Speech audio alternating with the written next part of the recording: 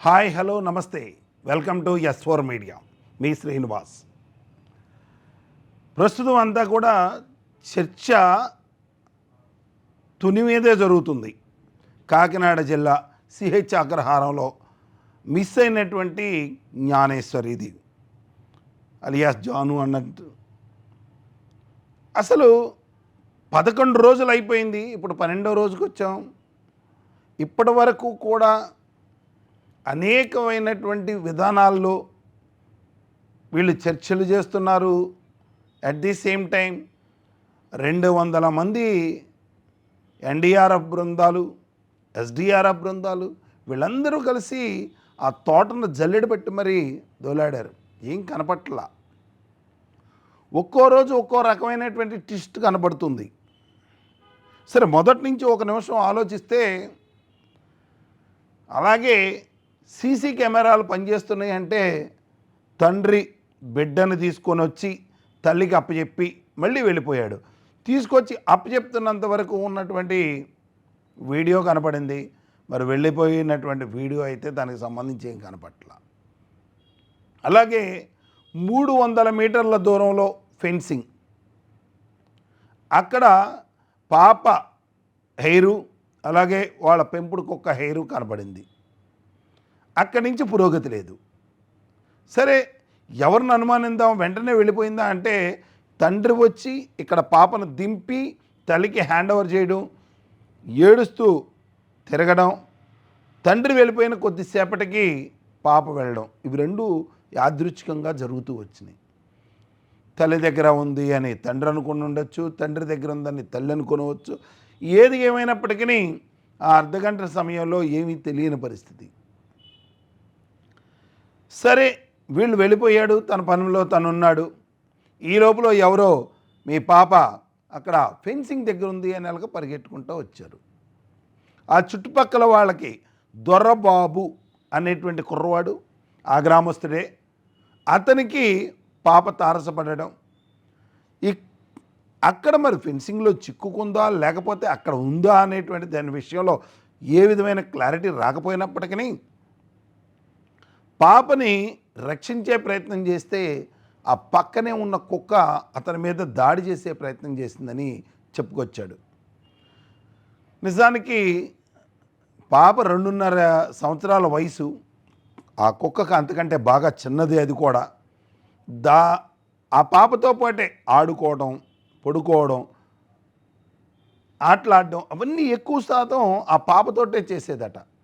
అందుకని ఆ వచ్చిన దొరబాబు అనేటువంటి కుర్రవాడు పాప మీద ఏదైనా హాని చేస్తాడనో లేకపోతే మరేతరమైన కారణాలతోటి ఈ కుక్క అతని మీద గట్టిగా అరవడం, అక్కడి నుంచి అతను పారిపోవడం, ఇవన్నీ జరిగినటువంటివే. సోషల్ మీడియాలో 100 రకాలుగా వస్తున్నాయి. కానీ ఆ తదనంతర పరిణామంలో తండ్రి రావడం, ఇంటికి వచ్చిన తర్వాత ఏంటి అంటే పాప నీతో వచ్చింది అను, లేదు రాలేదు, ఎక్కడుంది, ఆ చుట్టుపక్కల దొల్లాడారు. 2.5 సంవత్సరాల పాప 25 నిమిషాల నుంచి 30 నిమిషాల వ్యవధిలో ఎంత దూరం వెళ్తుంది? ఒకవేళ వెళ్ళింది, ఆ సరౌండింగ్లో గ్రామస్తులు సుమారు 70 మంది, 50 నుంచి 70 మంది మధ్యలో వచ్చి మొత్తం జల్లెడ పెట్టారు. సాయంత్రం వరకు దోలాడుతూనే ఉన్నారు.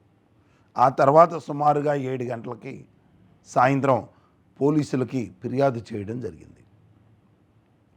ఫిర్యాదు చేసిన పక్షంలో వెంటనే స్పందించి వాళ్ళు కూడా కాకినాడ ఎస్పీ బిందు మాధవ్ వాళ్ళ బృందాలని దింపి తనిఖీలు చేయడం మొదలుపెట్టారు. గొప్ప ట్విస్ట్ ఏంటంటే పాపతో పాటు కుక్కపిల్ల, పెంపుడు కుక్క, ఈ రెండూ కనపట్టలేదు. మనోవేదన ఎలా ఉంటుంది అంటే ఆ తల్లిదండ్రుల మీద కొంత అనుమానం. మళ్ళీ వీళ్ళే ఏమైనా చేశారా, లేకపోతే వీళ్ళకి తెలిసిన వాళ్ళు ఏమైనా చేశారా, లేకపోతే వీళ్ళతో పాటు ఉన్నవాళ్ళు చేశారా, లేక వీళ్ళకి ఇంకెవరైనా శత్రువులు ఉన్నారా? సాయం చేసేవాడు ఎవడో తెలియదు, మిత్రుడు ఎవడో శత్రుడు ఎవడో తెలియని పరిస్థితి. ఇలాంటి పరిస్థితుల్లో అన్వేషణ మొదలుపెట్టారు. 2 రోజులు గడిచినాయి, 3 రోజులు గడిచినాయి, కుక్క వచ్చేసింది. ఇది చూడడానికి వెళ్ళేటప్పుడు ఎంత యాక్టివ్గా ఉందో ఎంత ఆరోగ్యకరంగా ఉందో వచ్చినప్పుడు చూస్తే అంత అనారోగ్యంతో, అంత బాధపడుతూ, డిజార్డర్లో బిహేవ్ చేస్తూ ఉంది. ఆ కుక్క వచ్చి తల్లి భవానీ, ఎవరైతే జాను అనుకుంటున్నామో జ్ఞానేశ్వరి, వాళ్ళ తల్లి చీర పట్టుకొని వీడ్చుకుంటూ వెళ్ళబోయింది. కానీ స్పందించలా ఈవిడి. ఆ కుక్క వీళ్ళ మీద అటాక్ చేస్తుందనేటువంటి ఆందోళనతోటో భయంతోటో దాన్ని కొట్టి తరివేశారు. తర్వాత అక్కడి నుంచి దూరంగా పారిపోయింది. ఒక రోజు తర్వాత మళ్ళీ వచ్చింది. దానికి జీపీఎస్ సిస్టమ్ పెట్టి దాన్ని అన్వేషణ చేయడం మొదలుపెట్టారు. అక్కడ కూడా పురోగతి లేదు. కానీ వీళ్ళు ఏదైతే డాగ్ బైట్ చేసిందో తల్లి చీర, ఆ భవానీ చీరను ఆ మొక్క ఆధారంగా చేసుకొని డాగ్ స్క్వాడ్ని తీసుకొచ్చి అది పర్యటించే ప్రదేశాలన్నీ కూడా తిరగడం జరిగింది. అవి సత్ఫలితాలు ఇవ్వాల. ఎందుకంటే ఇది జరగడానికి అమ్మాయి మిస్ అయినటువంటి రోజు నైటే పెద్ద వర్షం వచ్చింది. కర్ణుడి చావుకి 1,00,000 కారణాలు అన్నట్టుగా ఇక్కడ ఆధారాలు కనబడ్డట్టుగానే ఉంటున్నాయి, కానీ ఆధారాలు ఏమీ దొరకట్లా. ఏ ఆధారం దొరకక అంటే మళ్ళీ మొదలుకు వస్తున్నారు. అసలు ఈ యొక్క జ్ఞానేశ్వరి తండ్రి గణేష్ని అసలు ఏం జరిగింది అని పోలీసులు వాళ్ళ స్టైల్లో వాళ్ళు పోలీస్ స్టేషన్కి తీసుకెళ్ళి కూర్చోబెట్టి అడిగారు. దీంట్లో సోషల్ మీడియాలోనూ వాటిలోనూ తండ్రిని అనుమానిస్తున్నటువంటి పోలీసులు అంటూ మొదలుపెట్టేశారు ట్రోలింగ్స్. పోలీసులు ఎందుకు తీసుకెళ్తారు? ఒక ప్రశాంత వాతావరణంలో కూర్చోబెట్టి మాట్లాడినప్పుడు అతను మాట్లాడిన వాటిల్లో ఒక 4 సార్లు సేమ్ క్వశ్చన్ వచ్చినప్పుడు ఏ విధంగా స్పందిస్తున్నాడు, తన మానసిక పరిస్థితి ఎలా ఉంది, ఒక పక్క బిడ్డ కనబట్టలేదు, రైట్. ఇందులో ఒకవేళ తన పరంగా ఏమైనా చెప్పని పాయింట్ ఉంటే ఆ పాయింట్ని ఆధారంగా చేసుకొని అన్వేషించాలనుకున్నారు. అదే సందర్భంలో ఒక కారు యాక్సిడెంట్ విషయంలో గణేష్ తోటి కొంతమందితో విభేదం ఏర్పడింది. ఆ కోణంలో మొదలుపెట్టారు. వెంటనే చెప్పాడు గణేష్, అదేమీ లేదండి, అదేదో చిన్న ఇష్యూ, వెంటనే కాంప్రమైజ్ అయిపోయాము, అలాంటి సమస్య ఏమీ లేదు అని. అంటే కారు ఎవరైతే కారుతో విభేదించారో వాళ్ళ సమస్య కూడా ఎదరికెళ్ళ, పురోగతి లేదు. పోనీ ఈ కుక్క ప్రయాణించి ఎక్కడికి వెళ్ళింది? ఫెన్సింగ్ దాకా వెళ్ళింది. డాగ్ స్క్వాడ్ స్కాన్ చేస్తూ అక్కడికి వెళ్ళారు. అక్కడికి వెళ్ళినా అక్కడ పరిస్థితి ఏంట్రా అంటే అక్కడి నుంచి కదలని పరిస్థితి. ఆ ఫెన్సింగ్ పక్కనే కనుక మనం చూసినట్లయితే జీడి మామిడి తోట ఉంది. అసలు నిజంగా ఫెన్సింగ్ అనేది వీళ్ళ ఇంటికి సుమారు 300 నుంచి 350 మీటర్ల దూరం అండి, అంతకు మించి ఎక్కువ లేదు. సుమారు మోకాలెత్తు గడ్డిలో నడుచుకుంటూ వెళ్ళాలి. చాలా ఇబ్బందికర పరిస్థితి. ఇలాంటి పరిస్థితుల్లో పాప అక్కడికి వెళ్ళడం అంటే అది చాలా కష్టం. సరే, అక్కడి నుంచి ఎవరైనా కిడ్నాప్ చేశారా? ఎక్కడ ఆధారాలు దొరకట్లేదు. మన సోషల్ మీడియాలో కానీ లేకపోతే జాతీయ మీడియాలో కానీ కొంతమంది అత్యుత్సాహంతో రకరకాలైనటువంటి వార్తా కథనాలు బయటపెడుతున్నారు. నిజానికి పాప కనపడలేదు అంటే తల్లికి తండ్రికి ఎంతో బాధ ఉంటుంది. కడుపు కోత వర్ణనాతీతం. వాళ్ళు ప్రేమించి పెళ్లి చేసుకున్నారు, చాలా అన్యోన్యంగా ఉన్నారు. ఈలో ఆ ఇంటి దగ్గర ఉన్నటువంటి సమస్య అంటూ ఏముంది? అలాంటి పరిస్థితుల్లో వాళ్ళ మీద మనం అవాకులు చవాకులు పేలడం అనేది ఇది అంత మంచి పద్ధతి అయితే కాదు. సరే, పోలీసులు వస్తున్నారు, ఎంక్వైరీ చేస్తున్నారు, వివిధ కోణాల్లో వాళ్ళు పరిశీలిస్తున్నారు. డ్రోన్ కెమెరాలను సుమారుగా 500 ఎకరాల స్థలం, దాని పక్కన ఉన్న ఫారెస్ట్ ఇంకొక 500, మొత్తం ఇంచుమించుగా మొత్తం అంతా జల్లెడ పెట్టారు. 2.5 సంవత్సరాల పాప,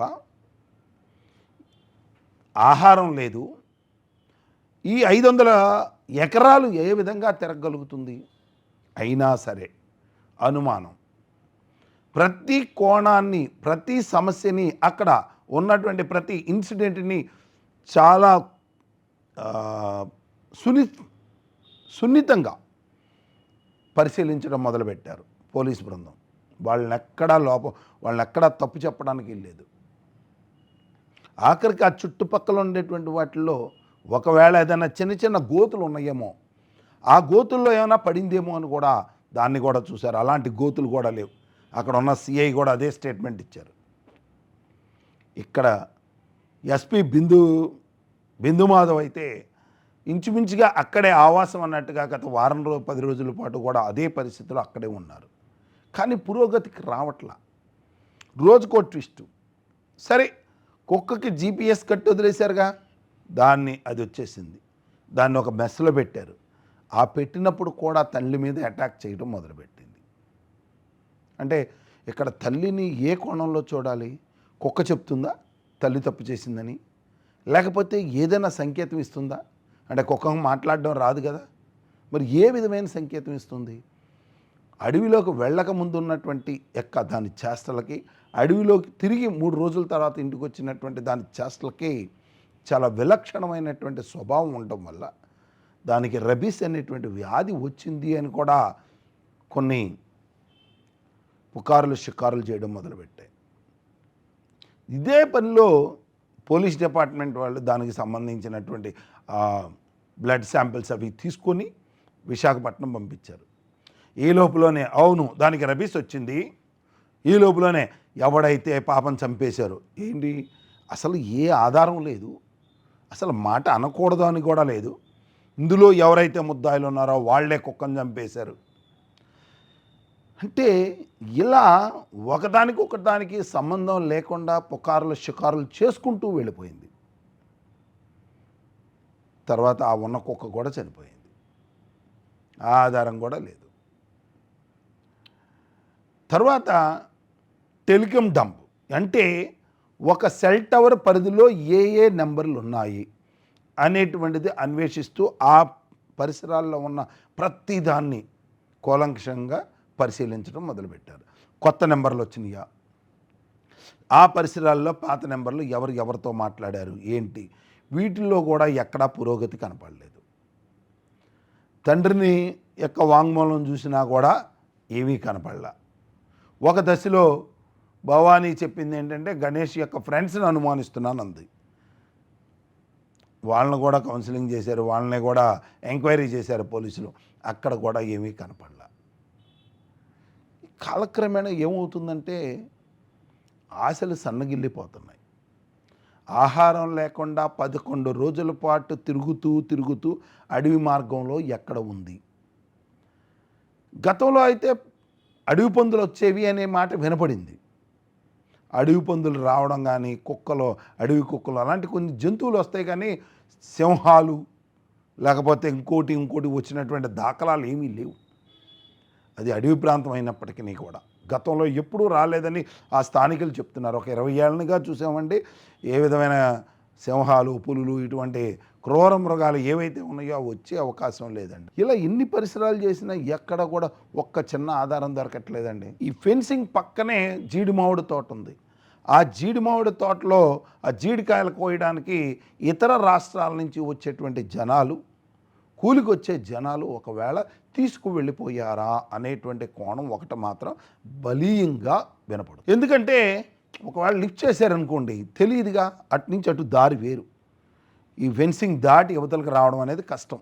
కానీ ఫెన్సింగ్ అవతల నుంచి 2 దారులు ఉన్నాయి సిహెచ్ అగ్రహారంలోకి వెళ్ళడానికి. కానీ అక్కడ ఏమైనా జరిగిందా అనే కోణంలో చూడడానికి వర్షం రావడం వల్ల అక్కడ ఉన్నటువంటి ఆధారాలు ఏమీ లేకుండా పోయింది. చూడండి ఎంత కష్టతరంగా ఉందో. ఇది ఒక రకంగా చెప్పాలంటే పోలీసులకి ఛాలెంజింగే అండి.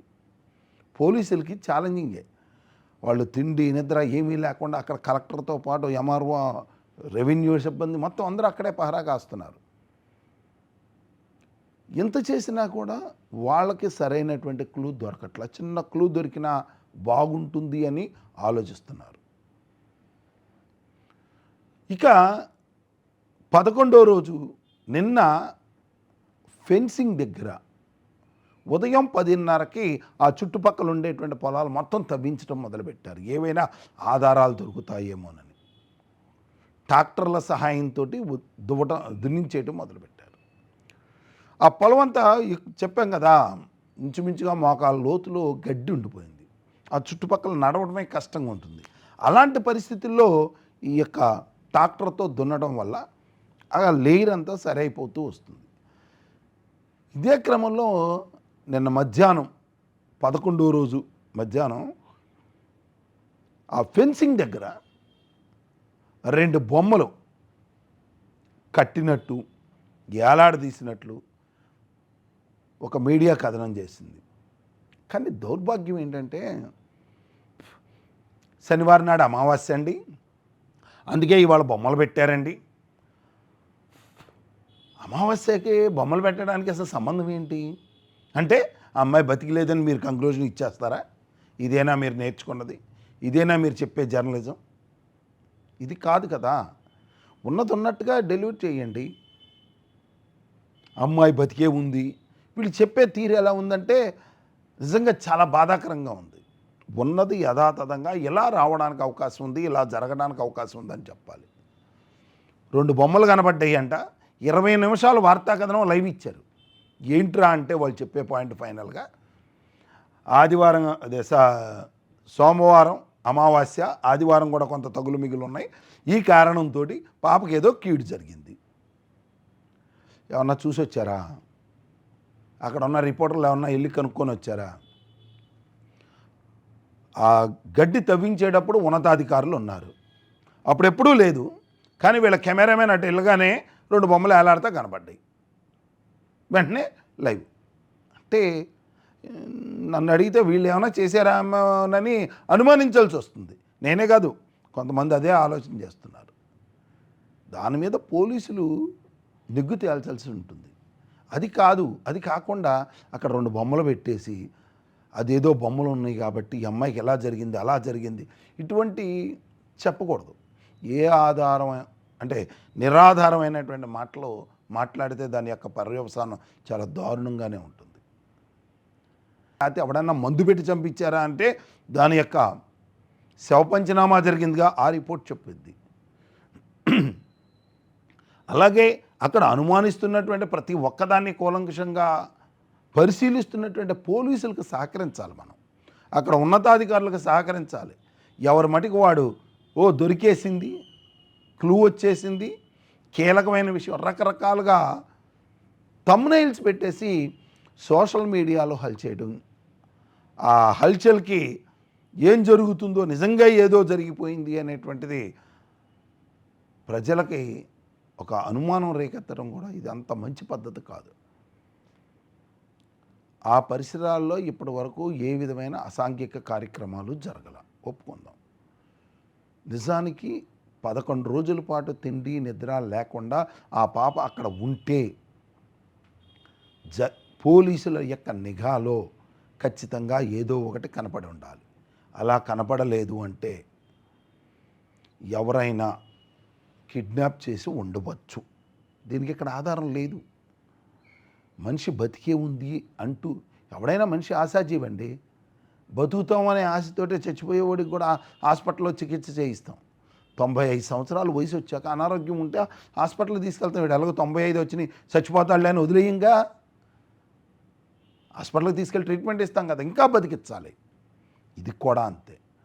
11 రోజులు కాదు, 12 రోజులు కాదు, ఎన్ని రోజులైనా పాప ఆచూకీ తెలవాలి అనేటువంటి సంకల్పం ఏదైతే ఉందో అది బలీయంగా ఉంది మనకి. దాని మీద మాత్రమే మాట్లాడండి. ఒక ఆయన మాట్లాడుతున్నాడు, ఇంటి దగ్గర 3 రకాల దోషాలు ఉన్నాయి. ఆ 3 రకాల దోషాలు సరిచేస్తే ఖచ్చితంగా పాప తిరిగి వచ్చేస్తుంది.